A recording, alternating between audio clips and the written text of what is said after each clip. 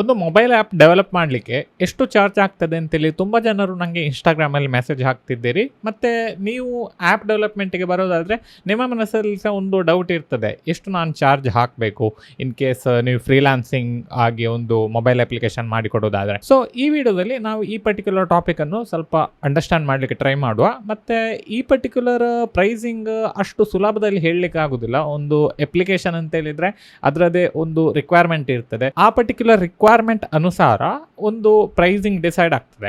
ಮತ್ತು ಇದು ತುಂಬ ಡಿಬೇಟೇಬಲ್ ಅಂತೇಳಿದರೆ ನಾನೊಂದು ಪ್ರೈಸ್ ಹೇಳ್ಬೋದು, ಇನ್ನೊಂದು ನನ್ನ ಕಾಂಪಿಟೇಟರ್ ಇನ್ನೊಂದು ಪ್ರೈಸ್ ಹೇಳ್ಬೋದು, ಬೇರೆ ಯಾವುದಾದ್ರು ದೊಡ್ಡದು ಕಂಪನಿ ಅದಕ್ಕಿಂತ ಹೆಚ್ಚು ಪ್ರೈಸ್ ಹೇಳ್ಬೋದು. ಸೊ ಆ್ಯಪ್ ಸೇಮ್ ಇರ್ತದೆ, ಬಟ್ ಪ್ರೈಸಿಂಗ್ ಡಿಫ್ರೆಂಟ್ ಆಗಿರ್ತದೆ ಬೇಸ್ಡ್ ಆನ್ ಕ್ವಾಲಿಟಿ ಮತ್ತು ಸೆಕ್ಯೂರಿಟಿ ಮತ್ತು ಈವನ್ ಡಿಸೈನ್, ಈ ಎಲ್ಲ ಹಲವಾರು ರೀತಿಯ ವಿಷಯಗಳನ್ನು ಹೊಂದಿಕೊಂಡು ಒಂದು ಮೊಬೈಲ್ ಅಪ್ಲಿಕೇಶನ್ ಇದು ಕಾಸ್ಟ್ ಡಿಸೈಡ್ ಆಗ್ತದೆ. But first of all mobile application ಎಂತಕ್ಕೆ ಬಿಲ್ಡ್ ಮಾಡಬೇಕು? ವೆಬ್ಸೈಟ್ಸ್ಗಳು ಹಲವಾರು ರೀತಿಯ ಟೆಕ್ನಾಲಜೀಸ್ಗಳನ್ನು ಯೂಸ್ ಮಾಡಿಕೊಂಡು ನಮಗೆ ಮಾಡಲಿಕ್ಕೆ ಆಗೋದಾದರೆ ಮೊಬೈಲ್ ಅಪ್ಲಿಕೇಶನ್ ಎಂಥದಕ್ಕೆ ಒಳ್ಳೆಯದು ಅಂತೇಳಿದರೆ, ಈಗ ನೀವು ಈ ಪರ್ಟಿಕ್ಯುಲರ್ ವಿಡಿಯೋನು ಮೋಸ್ಟ್ ಪ್ರಾಬಬ್ಲಿ ನೀವು ಯೂಟ್ಯೂಬ್ ಆ್ಯಪನ್ನು ಯೂಸ್ ಮಾಡಿಕೊಂಡು ನಿಮ್ಮ ಆ್ಯಂಡ್ರಾಯ್ಡ್ ಅಥವಾ ಐಫೋನಲ್ಲಿ ನೋಡುವ ಚಾನ್ಸಸ್ ಹೈ ಆಗಿದೆ. ಓಕೆ, ಕೆಲವರು ಯೂಟ್ಯೂಬನ್ನು ಪಿ ಸಿ ಎಲ್ ಸಹ ನೋಡ್ತಾರೆ, ಇನ್ಕ್ಲೂಡಿಂಗ್ ನಾನು ಸಹ ಪಿ ಸಿ ಎಲ್ ನೋಡ್ತೇನೆ. ಬಟ್ ನೀವು ಒಂದು ದಿನದಲ್ಲಿ ಒಂದು 10 ವೀಡಿಯೋಸ್ ಅಟ್ಲೀಸ್ಟ್ ನೀವು ಮೊಬೈಲಲ್ಲಿ ನೋಡ್ತೀರಿ, ರೀಲ್ಸನ್ನು ಬಿಟ್ಟರೆ. ರೀಲ್ಸ್ ಹೇಗೂ ಇನ್ಸ್ಟಾಗ್ರಾಮ್ ಎಲ್ಲ ಬೇರೆ ಬೇರೆ ಅಪ್ಲಿಕೇಶನ್ಗಳಲ್ಲಿ ನೋಡ್ತೀರಿ.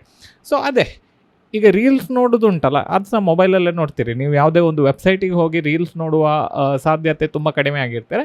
ಸೊ ಹಾಗಾಗಿರೋದ್ರಿಂದ ಜನರು ಮೊಬೈಲನ್ನು ತುಂಬ ಯೂಸ್ ಮಾಡ್ತಿದ್ದಾರೆ. ಸೊ ಈಗ ಜನರು ಮೊಬೈಲನ್ನು ತುಂಬ ಯೂಸ್ ಮಾಡುವಾಗ ಬೆನಿಫಿಟ್ ಅಂತೇಳಿದರೆ, ನಿಮ್ಮ ಅಪ್ಲಿಕೇಶನ್ ನೀವು ಒಂದ್ಸರಿ ಅಡ್ವರ್ಟೈಸ್ಮೆಂಟ್ ಮೂಲಕ ಅಥವಾ ಎಂಥಾರು ಒಂದು ಅವೇರ್ನೆಸ್ ಮೂಲಕ ಜನರ ಮೊಬೈಲಲ್ಲಿ ಒಂದ್ಸರಿ ಇನ್ಸ್ಟಾಲ್ ಮಾಡಿಟ್ರೆ ನಿಮಗೆ ಅದರಿಂದ ತುಂಬ ಆಪ್ಷನ್ಸ್ಗಳು ಸಿಗ್ತದೆ. ಎಂತ ಅಂತೇಳಿದರೆ, ಜನರು ಮೊಬೈಲನ್ನು ಸ್ಕ್ರೋಲ್ ಮಾಡ್ತಿರುವಾಗ ಮತ್ತು ಮೊಬೈಲನ್ನು ಯೂಸ್ ಮಾಡ್ತಿರುವಾಗ ನಿಮ್ಮ ಅಪ್ಲಿಕೇಶನಲ್ಲಿ ಸೈಡಲ್ಲಿ ಇರ್ತದೆ, ಒಂದು ಸರಿ ಓಪನ್ ಮಾಡಿ ಎಂತ ಉಂಟು ಅಂತೇಳಿ ನೋಡುವ ಅಂತೇಳಿ ಒಂದು ಕ್ಯೂರಿಯಾಸಿಟಿ ಹುಟ್ಟುತ್ತದೆ. ನಿಮಗೆ ಸಹ ಹಾಗೆ ಆಗ್ತದಲ್ಲ, ನೀವು ಒಂದು ಸರಿ ಯೂಟ್ಯೂಬ್ ನೋಡ್ತಿರ್ತೀರಿ ಶಾರ್ಟ್ಸನ್ನು, ಸಡನ್ನಾಗಿ ಇನ್ಸ್ಟಾಗ್ರಾಮ್ ಓಪನ್ ಮಾಡಿ ಯಾರಾದರೂ ಮೆಸೇಜ್ ಮಾಡಿದ್ದಾರಾ ಅಂತೇಳಿ ನೋಡ್ತೀರಿ.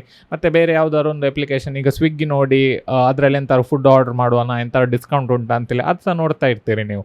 ಸೊ ಹಾಗಾಗಿರೋದ್ರಿಂದ ಈ ಪರ್ಟಿಕ್ಯುಲರ್ ಮೊಬೈಲ್ ಅಪ್ಲಿಕೇಶನ್ಸ್ಗಳು ಉಂಟಲ್ಲ ತುಂಬ ಪಾಪ್ಯುಲರ್ ಆಗಿದೆ. ಮತ್ತು ಈವನ್ ಲೈಕ್ ಟೆಕ್ನಿಕಲ್ ಆಗಿ ಹೇಳೋದಾದರೆ ಮೊಬೈಲ್ ಅಪ್ಲಿಕೇಶನಲ್ಲಿ ಪೇಮೆಂಟ್ ತುಂಬ ಈಸಿಯಾಗಿ ಆಗ್ತದೆ. ಎಂತಂತೇಳಿದರೆ, ನೀವೀಗ ಸ್ವಿಗ್ಗಿಯಲ್ಲಿ ಅಥವಾ ಝೊಮ್ಯಾಟೊದಲ್ಲಿ ಈವನ್ ಅಮೆಝಾನಲ್ಲಿ ಎಂತಾದರೂ ಆರ್ಡರ್ ಮಾಡುವಾಗ ತುಂಬ ಸುಲಭದಲ್ಲಿ ನಿಮಗೆ ಆರ್ಡರ್ ಮಾಡಲಿಕ್ಕೆ ಆಗ್ತದೆ. U P I app open ಆಗ್ತದೆ, ನಿಮ್ಮ U P I pin enter ಮಾಡ್ತೀರಿ, ಇಮಿಡಿಯೇಟ್ಲಿ ಪೇಮೆಂಟ್ ಕಂಪ್ಲೀಟ್ ಆಯಿತು. ಸೊ ವ್ಯಾರಾಸ್ ವೆಬ್ಸೈಟ್ ಆದರೆ ನಿಮ್ಮ ಕಾರ್ಡ್ ಡೀಟೇಲ್ ಹಾಕಬೇಕು, U P I I D ಹಾಕಬೇಕು, ಮತ್ತು ಕೆಲವು ಪ್ರಾಸೆಸ್ಗಳು ಇರ್ತವೆ. ಮತ್ತು ಅಲ್ಲಿ ಸ್ವಲ್ಪ ಪೇಮೆಂಟ್ ಫೇಲ್ಸ್ ಆಗ್ತದೆ ಕೆಲವು ಸರಿ, ನೀವು ರಿಫ್ರೆಶ್ ಮಾಡಿದರೆ ಹಾಗೆ ಹೀಗೆ ಎಲ್ಲ ತುಂಬ ಪ್ರಾಬ್ಲಮ್ಸ್ಗಳು ಬರ್ತದೆ. ಅಷ್ಟೇ ಅಲ್ಲದೆ ಇನ್ನೊಂದೆಂಥ ಬೆನಿಫಿಟ್ ಅಂತೇಳಿದರೆ, ಮೊಬೈಲಲ್ಲಿ ನಿಮಗೆ ನೇಟಿವ್ ಎಕ್ಸ್ಪೀರಿಯನ್ಸ್ಗಳು ಕೊಡಲಿಕ್ಕೆ ಆಗ್ತದೆ. ಅದು ಯಾವುದೆಲ್ಲ ಅಂತೇಳಿದರೆ, ಮೇ ಬಿ ನಿಮ್ಮದೆಂಥಾದ್ರು ವೀಡಿಯೋ ಪ್ಲೇಯರ್ ಎಂತಾದರೂ ಇದ್ದರೆ ನೀವು ಅದನ್ನು ಮಿನಿ ಪ್ಲೇಯರ್ ಅಂತ ಹೇಳ್ತಾರಲ್ಲ, ಅದಕ್ಕೆ ಅಂದರೆ ಬ್ಯಾಕ್ಗ್ರೌಂಡಲ್ಲಿ ಪ್ಲೇ ಮಾಡಿಕೊಂಡು ನಿಮ್ಮದು ಬೇರೆ ಮೆಸೇಜ್ ಎಲ್ಲ ಮಾಡ್ತಿರುವಾಗ ನೋಡಲಿಕ್ಕೆ ಆಗ್ತದೆ.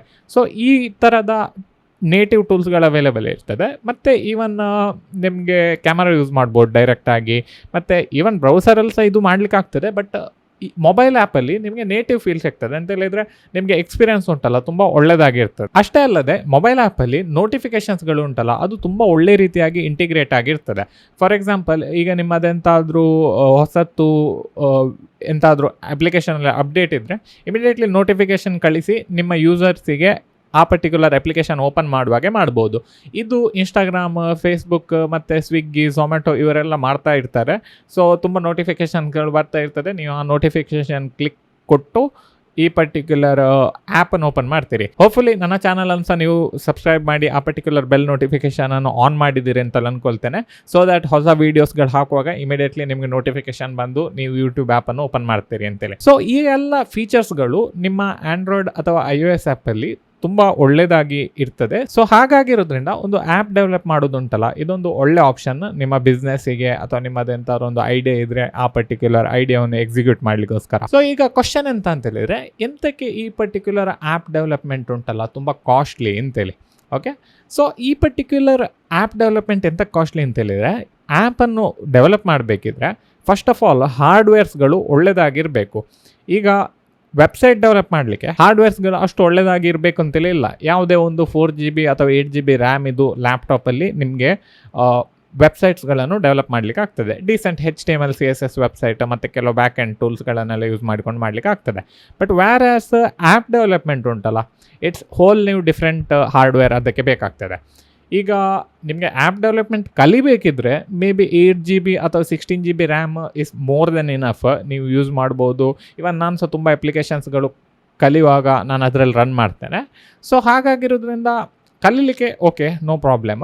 ಬಟ್ ಆ್ಯಕ್ಚುಲ್ ಆಗಿ ನೀವು ಪ್ರೊಡಕ್ಷನ್ ಲೆವೆಲಿದ್ದು ಆ್ಯಪನ್ನು ಯೂಸ್ ಮಾಡಬೇಕಿದ್ರೆ ಡೆಡಿಕೇಟೆಡ್ ಹಾರ್ಡ್ವೇರ್ಸ್ಗಳು ಬೇಕಾಗ್ತದೆ. ಅಟ್ಲೀಸ್ಟ್ 16 to 32 GB ರ್ಯಾಮ್ ಇದು ಮೆಷಿನ್ ಬೇಕಾಗ್ತದೆ. ಮತ್ತು ಆ್ಯಂಡ್ರಾಯ್ಡ್ ಆ್ಯಪಿಗೆ ನೀವು ವಿಂಡೋಸನ್ನು ಯೂಸ್ ಮಾಡ್ಬೋದು ಅಥವಾ ಬೇರೆ ಲಿನಕ್ಸನ್ನು ಯೂಸ್ ಮಾಡ್ಕೊಂಡು ಮಾಡ್ಬೋದು. ಬಟ್ ವ್ಯಾರಸ್ ಐಫೋನಿಗೆ ಮಾಡಬೇಕಿದ್ರೆ ನಿಮಗೆ ಮ್ಯಾಕ್ ನಿಮ್ಮ ಹತ್ರ ಇರಲೇಬೇಕು. ಮ್ಯಾಕ್ ಮಿನಿ ಅಂತೆಲ್ಲ ಒಂದುಂಟು, ಅದು ನಿಯರ್ಲಿ 50,000 to 60,000 ರೇಂಜಲ್ಲಿ ಇರ್ತದೆ. ಸೊ ಮಿನಿಮಮ್ ಆ ಪರ್ಟಿಕ್ಯುಲರ್ ಡಿವೈಸ್ ನಿಮ್ಮ ಹತ್ರ ಇರಬೇಕು ಒಂದು ಐಫೋನಿಗೆ ಆ್ಯಪ್ ಡೆವಲಪ್ ಮಾಡಬೇಕಿದ್ರೆ. ಮತ್ತು ಅಷ್ಟೇ ಅಲ್ಲದೆ ನೀವು ಆ್ಯಪಲ್ ಡೆವಲಪರ್ ಫೀಸ್ ಉಂಟಲ್ಲ, ಅದನ್ನು ಸಹ $100 ಪೇ ಮಾಡಬೇಕಾಗ್ತದೆ. ಯೂಶ್ವಲಿ ಕ್ಲೈಂಟ್ ಪೇ ಮಾಡ್ತಾರೆ, ನೀವೆಂತ ಅದನ್ನು ಪೇ ಮಾಡೋ ಅಗತ್ಯ ಇಲ್ಲ.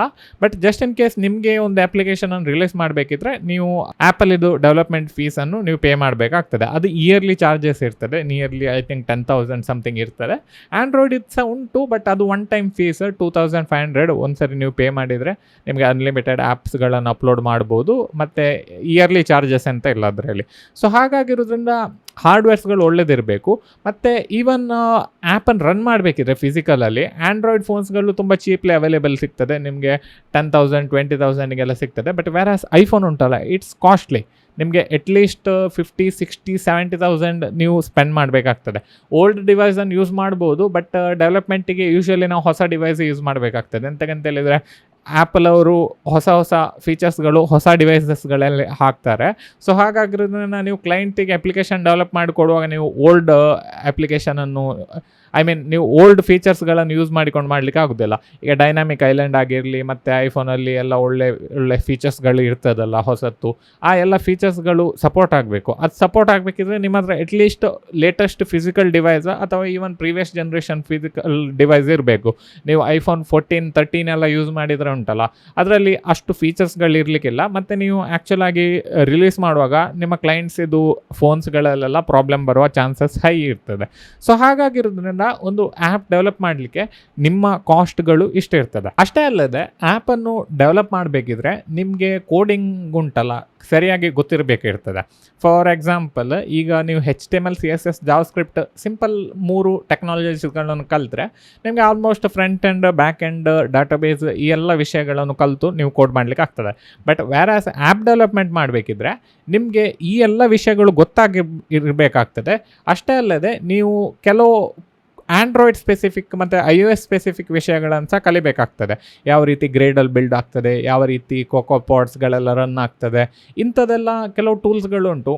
ಅಷ್ಟಂತ ಕಷ್ಟಕರ ಅಲ್ಲ ಟೂಲ್ಸ್ಗಳು, ಬಟ್ ಸಿಂಪಲ್ ಆಗಿರ್ತದೆ. ಬಟ್ ನಾವು ಹೋಲ್ ಈ ಪರ್ಟಿಕ್ಯುಲರ್ ಈಕೋಸಿಸ್ಟಮನ್ನು ನಾವು ಥಿಂಕ್ ಮಾಡುವಾಗ ಇಟ್ಸ್ ನಾಟ್ ದ್ಯಾಟ್ ಈಸಿ ಅಂತ ಹೇಳಿದರೆ, ಈಗ ನಾನೊಂದು ಮನ್ ಸ್ಟ್ಯಾಕ್ ಅಪ್ಲಿಕೇಶನ್ ಬಿಲ್ಡ್ ಮಾಡಲಿಕ್ಕೆ ಎಷ್ಟು ಕಷ್ಟ ಆಗ್ತದೆ ಅದಕ್ಕಿಂತ ಹೆಚ್ಚು ಕಷ್ಟ ನಮಗೆ ಒಂದು ಆ್ಯಪ್ ಡೆವಲಪ್ ಮಾಡಲಿಕ್ಕೆ ಆಗ್ತದೆ. ಸೊ ಹಾಗಾಗಿರೋದ್ರಿಂದ ನೀವು ಕಲಿಯುವಾಗ ಉಂಟಲ್ಲ, ನೀವು ಸಿಂಪಲ್ಲಾಗಿ ಕಲಿಬೋದು, ಸ್ಟೆಪ್ ಬೈ ಸ್ಟೆಪ್ ಕಲಿಬೋದು. ಬಟ್ ಆ್ಯಕ್ಚುಲಾಗಿ ಪ್ರೊಡಕ್ಷನ್ ಲೆವೆಲ್ ಅಪ್ಲಿಕೇಶನ್ ಬಿಲ್ಡ್ ಮಾಡುವಾಗ ಇದರಲ್ಲಿ ತುಂಬ ವಿಷಯಗಳು ಬರ್ತದೆ. ಮತ್ತು ಸೆಕ್ಯೂರಿಟಿ ಎಲ್ಲ ಉಂಟಲ್ಲ, ಇದೆಲ್ಲ ಹೋಲ್ ನೀವು ಆಸ್ಪೆಕ್ಟ್ ಇದರದ್ದು ಎಷ್ಟು ಮಾತಾಡಿದರೂ ಸಹ ಸಾಕಾಗೋದಿಲ್ಲ. ಎಂತಕ್ಕಂದರೆ ನೀವು ನೋಡಿರ್ಬೋದು ತುಂಬ ಅಪ್ಲಿಕೇಶನ್ಸ್ಗಳಲ್ಲಿ ಸೆಕ್ಯೂರಿಟಿ ಬ್ರೀಚ್ ಆಗ್ತದೆ. ಮತ್ತು ಸೆಕ್ಯೂರಿಟಿ ವೈಸ್ ತುಂಬ ಸ್ಟ್ರಿಕ್ಟ್ ಆಗಿರ್ತಾರೆ ಆ್ಯಂಡ್ರಾಯ್ಡ್ ಮತ್ತು ಈವನ್ iOS ಆ್ಯಪ್ ಸ್ಟೋರಿಗೆ ನೀವು ರಿಲೀಸ್ ಮಾಡುವಾಗ ಸಹ. ಸೊ ಹಾಗಾಗಿರೋದ್ರಿಂದ ಇದೆಲ್ಲ ಆಯಿತು. ಆ್ಯಪ್ ಡೆವಲಪ್ಮೆಂಟ್ ಮಾಡಬೇಕಿದ್ರೆ ನಿಮ್ಮ ಹತ್ರ ಹಾರ್ಡ್ವೇರ್ ಒಳ್ಳೇದಿರಬೇಕು ಮತ್ತು ಕೆಲವು ಟೂಲ್ಸ್ಗಳನ್ನೆಲ್ಲ ನೀವು ಸ್ಪೆಸಿಫಿಕ್ ಆಗಿ ಕಲಿಬೇಕು ಅಂತ. ಬಟ್ ಹೇಗೆ ಯಾವ ರೀತಿ ಅಪ್ಲಿಕೇಶನನ್ನು ಡೆವಲಪ್ ಮಾಡ್ಬೋದು ಅಂತೇಳಿ, ಸೊ ಇದರ ಬಗ್ಗೆ ಒಂದು ಡೆಡಿಕೇಟೆಡ್ ವಿಡಿಯೋ ಮಾಡೋಣ. ಯಾವ ರೀತಿ ಒಂದು ಕಂಪ್ಲೀಟ್ ಅಪ್ಲಿಕೇಶನ್ ಡೆವಲಪ್ಮೆಂಟ್ ಮಾಡಲಿಕ್ಕೆ ಒಂದು ರೋಡ್ ಮ್ಯಾಪನ್ನು ಕೊಡುವ ನಿಮಗೆ ವೆರಿ ಸೂನ್. ಬಟ್ ಈ ವಿಡಿಯೋದಲ್ಲಿ ನಾನು ನಿಮಗೆ ಸಿಂಪಲಾಗಿ ಅದನ್ನು ಎಕ್ಸ್ಪ್ಲೇನ್ ಮಾಡ್ತೇನೆ. ನಿಮಗೆ ಆ್ಯಪ್ ಡೆವಲಪ್ಮೆಂಟ್ ಮಾಡಬೇಕಿದ್ರೆ 2 ಆಪ್ಷನ್ ಇದೆ, ಒಂದು ಆ್ಯಂಡ್ರಾಯ್ಡ್, ಒಂದು iOS. ಸೊ ಆ್ಯಂಡ್ರಾಯ್ಡ್ ಮತ್ತು iOS ನೇಟಿವ್ ಡೆವಲಪ್ಮೆಂಟ್ ಉಂಟಲ್ಲ ತುಂಬ ಕಷ್ಟಕರ ಇರ್ತದೆ, ಬಟ್ ಸ್ಯಾಲ್ರಿ ಹೈ ಇರ್ತದೆ ಕಂಪನೀಸ್ಗಳಲ್ಲಿ. ತುಂಬ ಕಂಪನೀಸ್ಗಳಿಗೆ ಇಂಥ ಡೆವಲಪರ್ಸ್ಗಳು ಬೇಕಾಗ್ತದೆ. ಸೊ ಹಾಗಾಗಿರೋದ್ರಿಂದ ಆ್ಯಂಡ್ರಾಯ್ಡ್ ಮಾಡುವಾಗ ನೀವು ಅದರಲ್ಲಿ ಕೋಟ್ಲೈನ್ ಲ್ಯಾಂಗ್ವೇಜ್ ಯೂಸ್ ಮಾಡ್ತೀರಿ, ಈ ಪರ್ಟಿಕ್ಯುಲರ್ ಲ್ಯಾಂಗ್ವೇಜ್ ನೀವು ಕಲಿಬೇಕಾಗ್ತದೆ. ವ್ಯಾರಾಸ್ iOS ಮಾಡಬೇಕಿದ್ರೆ ನೀವು ಸ್ವಿಫ್ಟ್ ಅಂತೇಳಿ ಒಂದು ಲ್ಯಾಂಗ್ವೇಜ್ ಉಂಟು, ಅದನ್ನು ಕಲಿತು ನೀವು ಅದರಲ್ಲಿ ಕೋಡ್ ಬರೀಬೇಕಾಗ್ತದೆ. ಸೊ ಈ 2 ಇಂಡಿಪೆಂಡೆಂಟ್ ಟೂಲ್ಸ್ಗಳು ಅವೈಲೇಬಲ್ ಇದೆ ನಿಮಗೆ ನೇಟಿವ್ ಆಗಿ ಅಪ್ಲಿಕೇಶನ್ ಡೆವಲಪ್ ಮಾಡಲಿಕ್ಕೆ. ಇಷ್ಟಲ್ಲದೆ ಬೇರೆ ಆಪ್ಷನ್ಸ್ಗಳು ತುಂಬ ಇವೆ. ಫ್ಲಟರ್ ಅಂತೆಲ್ಲ ಒಂದು ಟೂಲ್ ಉಂಟು. ಇದರಲ್ಲಿ ನೀವು ಡಾರ್ಟ್ ಅಂತೆಲ್ಲ ಒಂದು ಲ್ಯಾಂಗ್ವೇಜ್ ಉಂಟು. ಆ ಪರ್ಟಿಕ್ಯುಲರ್ ಲ್ಯಾಂಗ್ವೇಜನ್ನು ಯೂಸ್ ಮಾಡಿಕೊಂಡು ನೀವು ಕೋಡ್ ಮಾಡಲಿಕ್ಕೆ ಆಗ್ತದೆ. ಆಲ್ರೆಡಿ ಒಂದು ವಿಡಿಯೋ ಮಾಡಿದ್ದೇನೆ ಈ ಪರ್ಟಿಕ್ಯುಲರ್ ಚಾನಲಲ್ಲಿ, ನೀವು ಇದನ್ನು ಚೆಕ್ ಮಾಡ್ಬೋದು. ಫ್ಲಟರಲ್ಲಿ ಯಾವ ರೀತಿ ಒಂದು ಅಪ್ಲಿಕೇಶನನ್ನು ಡೆವಲಪ್ಮೆಂಟ್ ಮಾಡ್ಬೋದು ಅಂತೇಳಿ. ಬಟ್ ಮೋಸ್ಟ್ ಆಫ್ ಯು ನೀವು ರಿಯಾಕ್ಟ್ ಮತ್ತು Node.js ಕಲ್ತಿರ್ತೀರಿ ಅಂತೇಳಿ ನಾನು ಅಸ್ಯೂಮ್ ಮಾಡ್ತೇನೆ. ಸೊ ಹಾಗಾಗಿರೋದ್ರಿಂದ ನಿಮಗೆ ಬೆಸ್ಟ್ ಟೂಲ್ ಅಂತೇಳಿದ್ರೆ ರಿಯಾಕ್ಟ್ ನೇಟಿವ್ ಅಂತೇಳಿ. ಇದರಲ್ಲಿ ನೀವು ರಿಯಾಕ್ಟಲ್ಲಿ ಯಾವ ರೀತಿ ಕೋಡ್ ಮಾಡ್ತೀರಿ ಅದೇ ರೀತಿ ಕೋಡ್ ಮಾಡೋದು. ಬಟ್ ಮಾಡೋದು ನೀವು ಆ್ಯಂಡ್ರಾಯ್ಡ್ ಮತ್ತು iOS ಅಪ್ಲಿಕೇಶನಿಗೆ. ಅದೊಂದು ವಿಷಯ ಉಂಟು. ಅಂದರೆ ಫ್ಲಟರ್ ಮತ್ತು ರಿಯಾಕ್ಟ್ ನೇಟಿವನ್ನು ನೀವು ಯೂಸ್ ಮಾಡಿದರೆ ಆ್ಯಂಡ್ರಾಯ್ಡ್ ಮತ್ತು iOS ಅಪ್ಲಿಕೇಶನನ್ನು ಒಂದೇ ಕೋಡ್ ಮಾಡಿಕೊಂಡು ನಿಮಗೆ ಬಿಲ್ಡ್ ಮಾಡಲಿಕ್ಕೆ ಆಗ್ತದೆ. ಸೊ ಹಾಗಾಗಿರೋದ್ರಿಂದ ಇದು ಒಂದು ಸ್ವಲ್ಪ ಸುಲಭದ ವಿಷಯ ಅಂತೇಳಿ ನಾನು ಅಂದ್ಕೊಳ್ತೇನೆ. ಯಾಕಂದರೆ ನೀವು iOSಗೆ ಸಪ್ರೇಟ್ ಆ್ಯಪ್, ಆ್ಯಂಡ್ರಾಯ್ಡಿಗೆ ಸಪ್ರೇಟ್ ಆ್ಯಪ್ ಮಾಡುವ ಅಗತ್ಯ ಇಲ್ಲ. ಸೊ ಓವರಾಲ್ ಈಗ ಪ್ರೈಸಿಂಗ್ ಯಾವ ರೀತಿ ಮಾಡ್ಬೋದು ಅಂತೇಳಿ ನಿಮ್ಮ ಮನಸ್ಸಲ್ಲಿ ಒಂದು ಬಂದಿರ್ಬೋದು. ಒಂದು ಆಪ್ಷನ್ ಅಂತ ಅಂತೇಳಿದರೆ ನೀವು ಡೈರೆಕ್ಟ್ ಒಂದು ಪ್ರೈಸ್ ಸೆಟ್ ಮಾಡ್ಬೋದು. ಅಂತೇಳಿದರೆ 70,000, 80,000 ಅಥವಾ 1 lakh ಅಂತೇಳಿ ಒಂದು ಅಪ್ಲಿಕೇಶನಿಗೆ ಒಂದು ಪ್ರೈಸಿಂಗ್ ಸೆಟ್ ಮಾಡಿಕೊಂಡು ಒಂದು ಅಪ್ಲಿಕೇಶನ್ ಬಿಲ್ಡ್ ಮಾಡಿ ಕೊಡ್ಬೋದು. ಸಿಂಪಲ್ ಅಪ್ಲಿಕೇಶನಿಗೆ ಇದು ಬೆಟರ್ ಆಪ್ಷನ್. ಎಂತಂದರೆ ಒಂದು ಪ್ರೈಸಿಂಗ್ ಸೆಟ್ ಆಗಿರ್ತದೆ. ನೀವು ಮೇ ಬಿ ಅಡ್ವಾನ್ಸ್ ತಗೊಳ್ಬೋದು ಅಥವಾ ಲೈಕ್ ಮೈಲ್ ಸ್ಟೋನ್ ರೀತಿಯಲ್ಲಿ ಕ್ಲೈಂಟ್ಸಿಂದ ಪೇಮೆಂಟನ್ನು ನೀವು ಕಲೆಕ್ಟ್ ಮಾಡ್ಬೋದು. ಬಟ್ ವೇರಾಸ್ ಈವನ್ ಫರ್ದರ್ ಹೋಗೋದಾದರೆ ಇದರಲ್ಲಿ ತುಂಬ ಆಪ್ಷನ್ಸ್ಗಳು ಅವೈಲೇಬಲ್ ಇದೆ. ಎಂತಕ್ಕಂತೇಳಿದರೆ ನೀವು ಈ ರೀತಿ ಆ್ಯಂಡ್ರಾಯ್ಡ್ ಅಪ್ಲಿಕೇಶನ್ ಅಥವಾ iOS ಅಪ್ಲಿಕೇಶನ್ ಬಿಲ್ಡ್ ಮಾಡುವಾಗ ಒನ್ ಟೈಮ್ ಫೀಸ್ ತಗೊಳ್ಳೋದಾದರೆ ಅದರಲ್ಲಿ ಬ್ಯಾಕ್ ಎಂಡ್ ಯೂಶಲಿ ನಾನ್ existent. So back end build ಮಾಡಲಿಕ್ಕೆ ಇಲ್ಲ. ಜಸ್ಟ್ ಒಂದು ಫ್ರಂಟ್ ಎಂಡಲ್ಲಿ ಎಂತೆಲ್ಲ ಅವರಿಗೆ ಇನ್ಫಾರ್ಮೇಷನಲ್ ವಿಷಯಗಳು ಹಾಕಬೇಕು, ಮತ್ತು ಮೇ ಬಿ ಸಣ್ಣದಂಥವ್ರು ಬ್ಲಾಗಿಗೆ ಲಿಂಕ್ ಕೊಡ್ಬೋದು ಅಥವಾ ಯಾವುದಾದ್ರು ಒಂದು APIಗೆ ಲಿಂಕ್ ಕೊಡ್ಬೋದು. ಇದೆಲ್ಲ ಮಾಡಲಿಕ್ಕೆ ಆಗ್ತದೆ.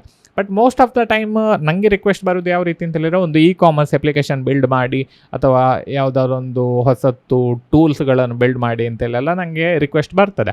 ಸೊ ಈ ಎಲ್ಲ ಅಪ್ಲಿಕೇಶನ್ಸ್ಗಳಲ್ಲಿ ತುಂಬ ಕಾಂಪ್ಲಿಕೇಟೆಡ್ ಇರ್ತದೆ ಪ್ರೈಸಿಂಗ್. ಎಂತಕ್ಕಂತೇಳಿದ್ರೆ ಆ್ಯಂಡ್ರಾಯ್ಡ್ ಅಪ್ಲಿಕೇಶನ್, iOS ಅಪ್ಲಿಕೇಶನ್ ಹೇಗೂ ಉಂಟು ಅದರಲ್ಲಿ. ಸೊ ಅದರದ್ದು ಕಾಸ್ಟ್ ಸಪ್ರೇಟಾಗಿ ಇರ್ತದೆ. ಬಟ್ ಇದರಲ್ಲಿ ಬ್ಯಾಕ್ ಎಂಡ್ ಮತ್ತು ಅಡ್ಮಿನ್ ವೆಬ್ಸೈಟ್ ಉಂಟಲ್ಲ, ಇದು ಸಹ ಇನ್ಕ್ಲೂಡ್ ಆಗಿರ್ತದೆ. ಸೊ ಹಾಗಾಗಿರೋದ್ರಿಂದ ಈ ಪರ್ಟಿಕ್ಯುಲರ್ ಬ್ಯಾಕ್ ಎಂಡ್ ಬಿಲ್ಡ್ ಮಾಡಲಿಕ್ಕೆ ಕಾಸ್ಟ್ ತುಂಬ ಹೈ ಆಗ್ತದೆ. ಇದರಲ್ಲಿ ಬೇರೆ ಆಪ್ಷನ್ಸ್ ಇದೆ. ಬ್ಯಾಕ್ ಎಂಡ್ ಬಿಲ್ಡ್ ಮಾಡುವ ಬದಲು ನಾವು ಆ್ಯಪ್ ರೈಟ್ ಅಥವಾ ಫೈರ್ ಬೇಸ್ ಅಂತೆಲ್ಲ ಒಂದು ಟೂಲ್ಸನ್ನು ಯೂಸ್ ಮಾಡಿಕೊಂಡು ನಮಗೆ ಮಾಡಲಿಕ್ಕೆ ಆಗ್ತದೆ. ಬಟ್ ಇದರಲ್ಲಿ ಇವೊಂದು ನಿಮಗೆ ಸ್ಟಾರ್ಟಿಂಗಲ್ಲಿ ಪ್ರೈಸ್ ಹೆಚ್ಚು ಸ್ಪೆಂಡ್ ಮಾಡಲಿಕ್ಕೆ ಇರದಿದ್ದರೆ ಇವೆಂಚುಲಿ ನಿಮ್ಮದು ಯೂಸರ್ ಬೇಸ್ ಹೆಚ್ಚಾಗ್ತದಲ್ಲ. 400, 500, 600 ಯೂಸರ್ಸ್ಗಳು ನಿಮ್ಮ ಅಪ್ಲಿಕೇಶನ್ ಡೌನ್ಲೋಡ್ ಮಾಡಿಕೊಂಡು ಯೂಸ್ ಮಾಡ್ತಿರುವಾಗ ಆವಾಗ ನೀವು ಫೈರ್ ಬೇಸ್ ಅವರಿಗೆ ಅಥವಾ ಆ್ಯಪ್ ರೈಟ್ ಅವರಿಗೆ ತುಂಬ ಬಿಲ್ ಪೇ ಮಾಡಬೇಕಾಗ್ತದೆ ಅದರಲ್ಲಿ. ಸೊ ಹಾಗಾಗಿರೋದ್ರಿಂದ ಒಂದು ರೀತಿ ಒಳ್ಳೆಯದೇ ಅದು. ಅಂದರೆ 600, 700 ಯೂಸರ್ಸ್ಗಳು ನಿಮ್ಮ ಅಪ್ಲಿಕೇಶನ್ ಡೌನ್ಲೋಡ್ ಮಾಡಿದ್ದಾರೆ ಅಂತೇಳಿದ್ರೆ ಅರ್ಥ ಅಂತೇಳಿದರೆ ನಿಮ್ಮ ಆ್ಯಪಿಗೆ ಡಿಮಾಂಡ್ ಉಂಟು, ಜನರು ಯೂಸ್ ಮಾಡ್ತಿದ್ದಾರೆ, ಜನರಿಗೆ ಆ್ಯಪಿದ ಅಗತ್ಯ ಉಂಟು. ಆವಾಗ ಆಬ್ವಿಯಸ್ಲಿ ನೀವು ಅಲ್ಲಿ ಎಂಥಾದ್ರು ಒಂದು ಪೇಮೆಂಟ್ ರಿಕ್ವೆಸ್ಟ್ ಅಥವಾ ಎಂಥಾದ್ರೂ ಒಂದು ಪೇಮೆಂಟ್ ರಿಲೇಟೆಡ್ ಆಪ್ಷನ್ ಹಾಕಿರ್ತೀರಿ. ಅದು ನಿಮ್ಮ ಬಿಸ್ನೆಸ್ ಮಾಡೆಲಲ್ಲಿ ಇನ್ಕ್ಲೂಡ್ ಆಗಿರಲೇಬೇಕು. ಸೊ ಹಾಗಾಗಿರೋದ್ರಿಂದ ಸೊ ಅದು ಒಂದು ರೀತಿಯ ಅಫೋರ್ಡೆಬಲ್ ಆಪ್ಷನ್. ಬಟ್ ತುಂಬ ಅಪ್ಲಿಕೇಶನ್ಸ್ಗಳು ಕಸ್ಟಮೈಸೇಷನ್ ಹೆಚ್ಚಾಗಿರ್ತದೆ. ಸೊ ಹಾಗಾಗಿರೋದ್ರಿಂದ ಬ್ಯಾಕ್ ಎಂಡ್ ಬಿಲ್ಡ್ ಮಾಡಲೇಬೇಕು. ಆವಾಗ ಸರ್ವರ್ ಕಾಸ್ಟ್ ಅದೆಲ್ಲ ಬರ್ತದೆ. ಸೊ ಅದರ ಪ್ರೈಸಿಂಗ್ ಎಲ್ಲ ಕ್ಯಾಲ್ಕುಲೇಟ್ ಮಾಡಲಿಕ್ಕೆ ಅಷ್ಟು ಸುಲಭ ಇಲ್ಲ. ಬಟ್ ಓವರಾಲ್ ಹೇಳೋದಾದರೆ ಸರ್ವರ್ ಕಾಸ್ಟ್ ಇರ್ತದೆ ಅದರಲ್ಲಿ. ಸೊ ಸರ್ವರ್ ಕಾಸ್ಟ್ ಅಂತ ಹೇಳಿದರೆ ನೀವು DigitalOcean, AWS ಮತ್ತು ಗೂಗಲ್ ಕ್ಲೌಡ್ ಇಂಥ ಕ್ಲೌಡ್ಗಳ ಕಾಸ್ಟ್. ನೆಕ್ಸ್ಟ್ ಅದಲ್ಲದೆ ಇಫ್ ಫೈರ್ ಬೇಸ್ ಅಂತ ಯೂಸ್ ಮಾಡೋದಾದರೆ ಅದರದ್ದು ಕಾಸ್ಟ್ ಅವೈಲೇಬಲ್ ಇರ್ತದೆ. ನೀವು ಅದನ್ನು ಚೆಕ್ಔಟ್ ಮಾಡ್ಬೋದು.